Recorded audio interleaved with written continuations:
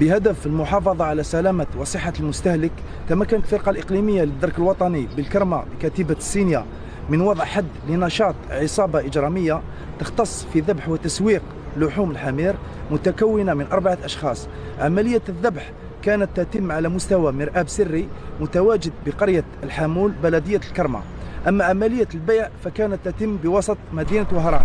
كانت هذه العملية من توقيف المتورطين في القضية وحجز ما يلي: أكثر من 20 رأس حمير رفقة قوائمها، البعض منها بها آثار الحرق، أكثر من 300 كيلوغرام من لحوم الحمير، العتاد المستعمل في عمليات الذبح، السلخ والتقطيع، شاحنة وسيارتان كانت تستغل في عمليتي النقل والتسويق.